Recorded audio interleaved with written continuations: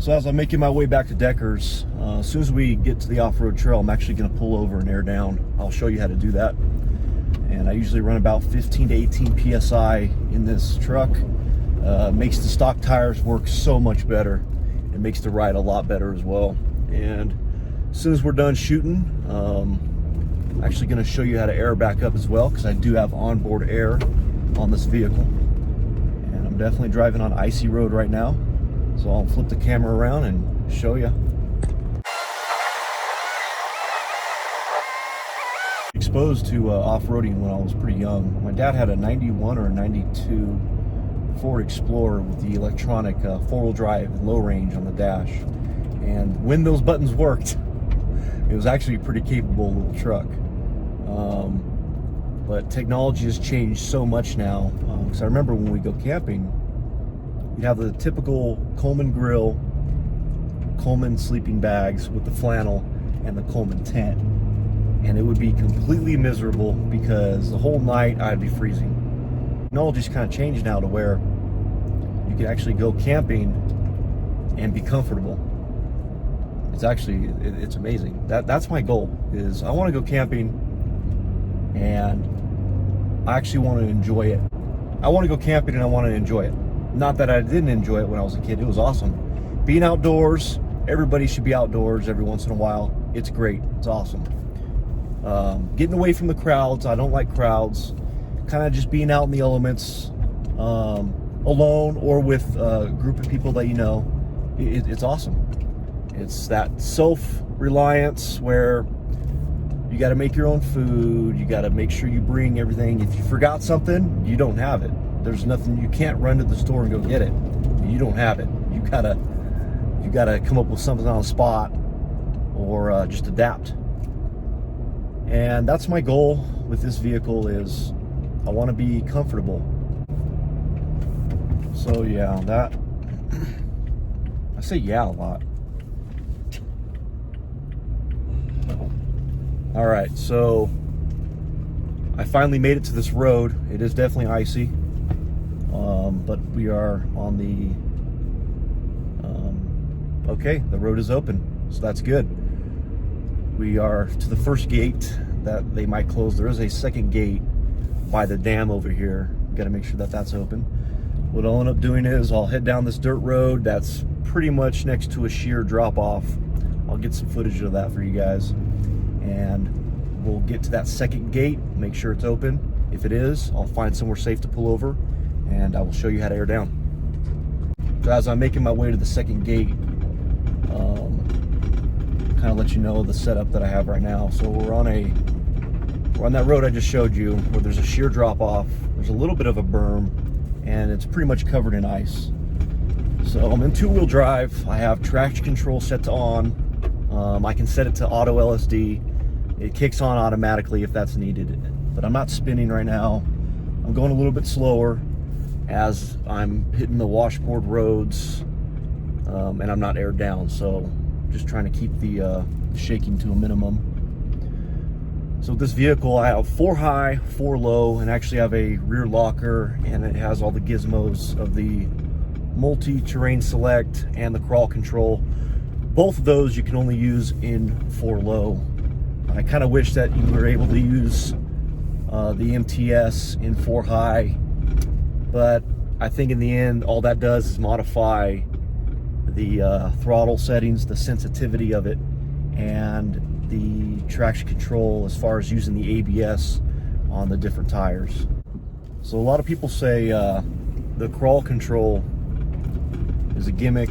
You don't really need it. It actually saved us when we went off-roading last week. We went on that rock that I was telling you about on Longwater Gulch, and coming back up, it's really a slick surface on the rock, and it's a lot of loose pebbles on top of the rock as well. So you spin and just pebbles are coming off the rock. Not a whole lot of traction. So what I did was I actually put crawl control on. I turned it up to the highest speed. You can actually manually override it, and as soon as you let off the throttle, it'll go back to using crawl control. So I used the gas to give myself a little bit of momentum at the bottom of the rock, And then I let off and let crawl control take over, and it didn't spin at all going up the rock. And when I was just trying to do it manually, I'd get about halfway up the rock and it would spin and it wouldn't make it up the rock. So in that case, yeah, crawl control definitely worked and saved us from having to break out the tow straps to get me up that rock. That being said, it's not a cure-all. You got to know when to use it. There's certain places where it's great. There's certain places where it doesn't work at all. So it's not going to get you out of everything. There's going to be certain situations where, hey, you're stuck. It's time to get out and start shoveling to get yourself out. But it's just another tool to use, as with anything, as with four-wheel drive. It's just a tool to use. I watch those Australian off-roader guys. Those guys are pretty cool. I recommend checking those guys out. There's some crazy areas in Australia to go off-roading. But there's a couple schools of thought over there. A couple guys actually leave it in two-wheel drive until they get stuck, and they'll flip it over to four-wheel. The thought process behind that is, if you get stuck in two-wheel drive, more than likely you're going to be able to get yourself unstuck in four-wheel drive, versus if you leave it in four-wheel drive all the time.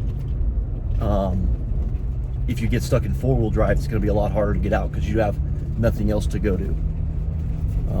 But the other side of that is people leave it in four-wheel because four-wheel drive is a safety mechanism where you have traction.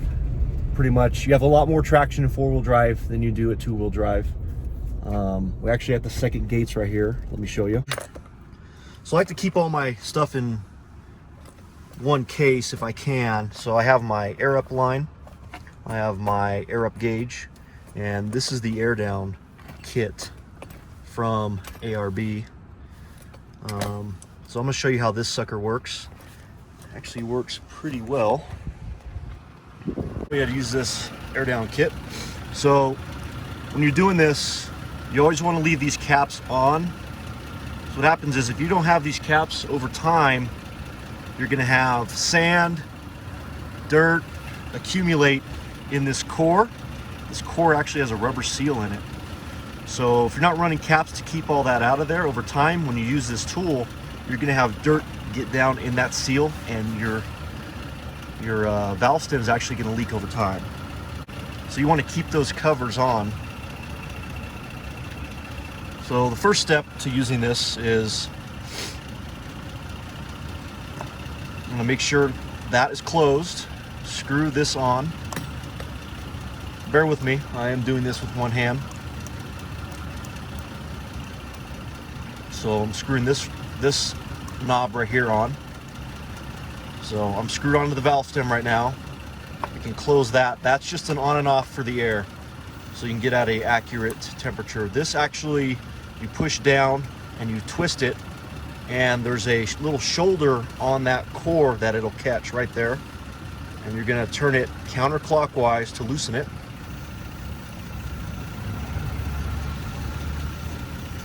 And that valve stem core is now loose, so the pressure is now holding that out.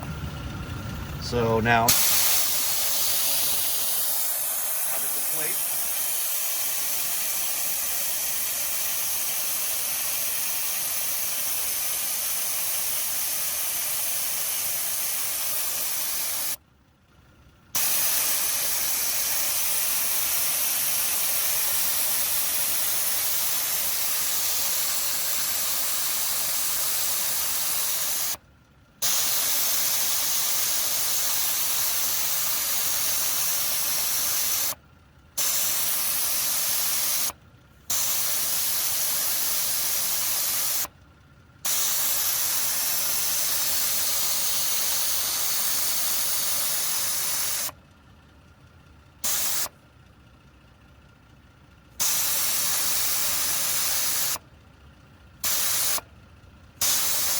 And that's about where I want to be.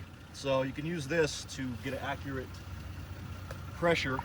So when you're at your desired air temperature, which you can maintain when you have that closed, right now about 15 psi, just make sure that's closed.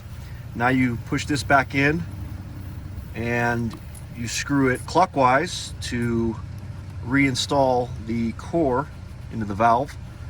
You don't want to go too tight and strip it. It is made out of brass. So once it's tight, back off it and you loosen up this fitting again to unscrew the whole thing off the valve.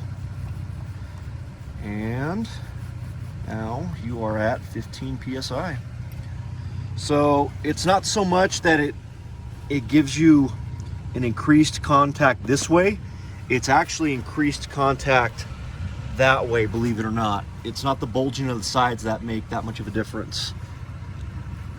So while I've been filming this, I actually didn't pay attention and aired down one of my tires a little too far. So we'll go take a look at that real quick.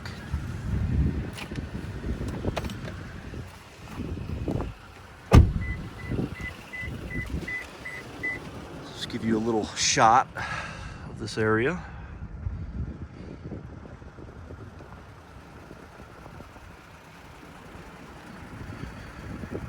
And I do have my hood popped, and that's for good reason. So, as you can see, I aired down a little too much. So, we're gonna get out this and this hose here.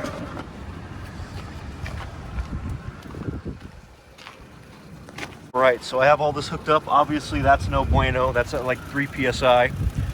And leave a comment in the section below if that pisses you off, because it definitely gets on my nerves. So underneath here I have a ARB twin compressor. So we'll plug this into here, right there. And I have a switch mounted right here for it. So we'll turn that on. Come back.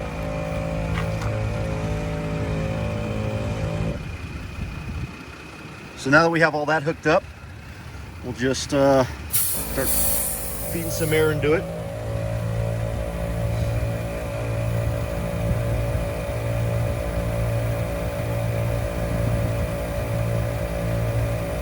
So let's see where we're at. 3.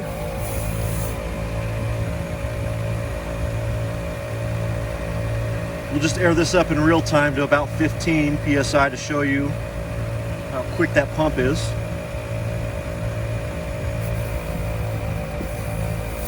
Okay, we're at 6.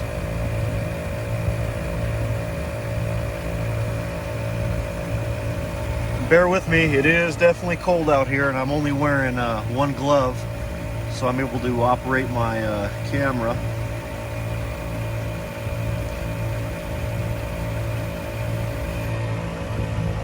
Okay, 10.5.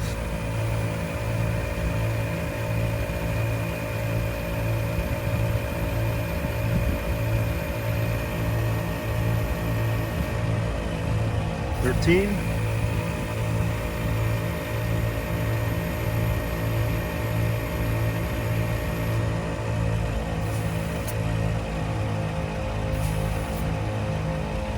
$15. All right, and gonna go ahead and reinstall our cap. Keep all that dirt out of there. So I'm pulled off the road right now to kind of explain to you why you don't want to drive on asphalt or concrete roads with low tire pressures. So when you deflate your tires, it gains you an advantage off-road by flattening out that tread on the bottom. Makes it a bigger tire on the sides and on the length of it as well. Well, by doing that, you're flexing the sidewall, which when you're going off-road is perfectly fine. It's loose surface, usually going a little bit slower. But if you do that on the main road where the surface is a lot grippier, what's happening is that sidewall is constantly flexing, and if you're going to go high speeds, 50, 60 miles an hour, that sidewall is constantly flexing. It's heating up the tire. So eventually what's going to happen is your tire is going to overheat and you're going to have a failure, or you're going to have premature wear.